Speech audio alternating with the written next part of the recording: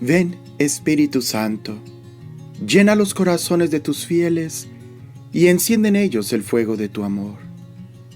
Envía a tu Espíritu y serán creadas todas las cosas, y renovarás la faz de la tierra.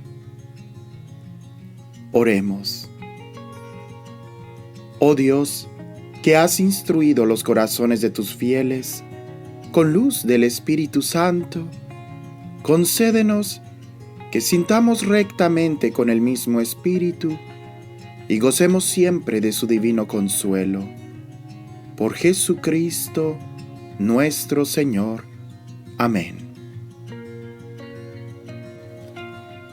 Número 2650 del Catecismo de la Iglesia Católica. La tradición de la oración. La oración no se reduce al brote espontáneo de un impulso interior. Para orar es necesario querer orar. No basta solo con saber lo que las Escrituras revelan sobre la oración. Es necesario también aprender a orar. Pues bien, por una transmisión viva, la Sagrada Tradición, el Espíritu Santo, en la Iglesia creyente y orante, enseña a orar a los hijos de Dios. La tradición de la oración cristiana es una de las formas de crecimiento de la tradición de la fe, en particular mediante la contemplación y la reflexión de los creyentes que conservan en su corazón los acontecimientos y las palabras de la economía de la salvación, y por penetración profunda en las realidades espirituales de las que adquieren experiencia. Las fuentes de la oración. El Espíritu Santo es el agua viva que, en el corazón orante, brota para dar vida eterna. Él es quien nos enseña a recogerla en la misma fuente, Cristo. Pues bien, en la vida cristiana hay manantiales donde Cristo nos espera para darnos a beber el Espíritu Santo.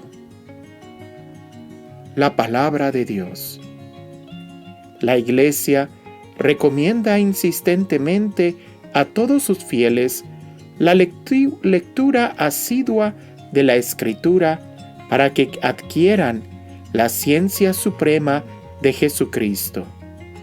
Recuerden que a la lectura de la Sagrada Escritura debe acompañar la oración para que se realice el diálogo de Dios con el hombre, pues a Dios hablamos cuando oramos, a Dios escuchamos cuando leemos sus palabras. Los padres espirituales, parafraseando a Mateo 7:7, resumen así las disposiciones de un corazón alimentado por la palabra de Dios en la oración. Buscad leyendo y encontraréis meditando.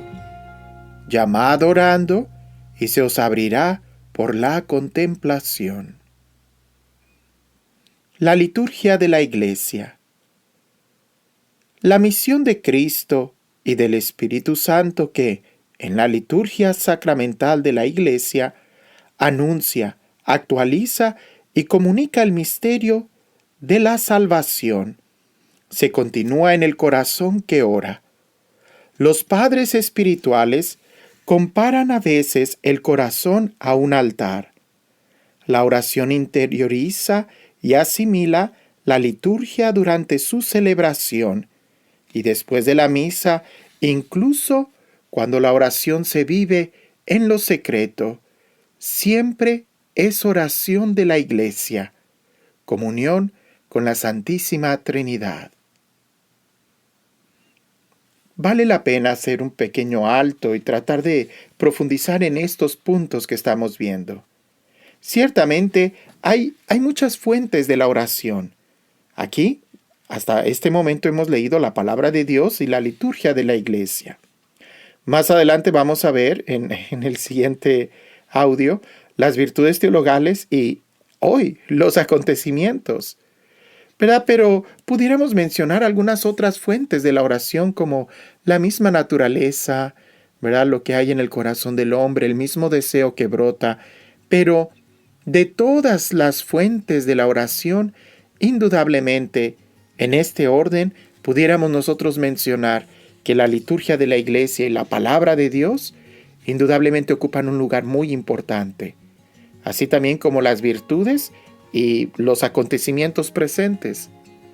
Pero la palabra de Dios, ¿verdad? Yo recuerdo que me falta realmente investigar quién es el que lo dijo, pero según recuerdo yo en las clases, ¿verdad? Decían que un rabino decía que en la palabra de Dios, en la Torá, estaba contenida la presencia de Dios y que era como una especie de hielo. Tú no puedes beber el agua del hielo. La presencia de Dios está ahí, contenida en la palabra de Dios como un témpano de hielo. No puedes acceder a ella hasta que logres disolver o hacer que ese témpano de hielo se haga líquido. Y entonces vas a poder beber del agua. Cuando logras hacer que ese témpano de hielo contenido en la palabra de Dios, que tiene la presencia de Dios, se haga líquido, entonces se te revelará la presencia de Dios.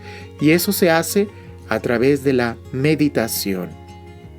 Lo que el fuego hace al hielo para hacerlo líquido, es lo que la meditación hace a la palabra de Dios para que brote de ella la presencia de Dios. ¿Verdad? Muy seguido me encuentro con personas que vienen a la oficina a buscarme para tener sobre todo alguna dirección espiritual, y muchos llegan y me dicen: tengo una gran aridez espiritual.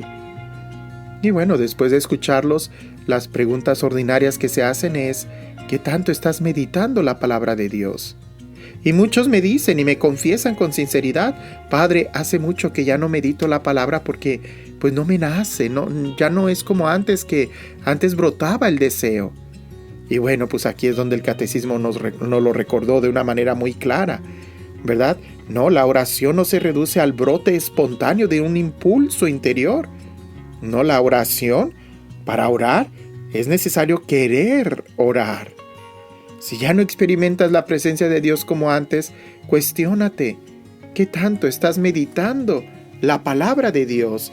Y junto con la palabra, ¿qué tanto estás meditando y viviendo, profundizando la liturgia de la Iglesia? Porque también en ella es donde se manifiesta la presencia de Dios, que podemos incluso llevar a nuestra oración personal, ¿verdad? Cuando vives una liturgia viva, intensa, meditada, entonces en tu vida personal también hay un eco muy profundo de esa experiencia que viviste en la liturgia comunitaria. Entonces estos dos puntos que acabamos de leer es muy importante que los tomemos en cuenta para poder vivir mejor y profundizar nuestra experiencia y vida en Dios.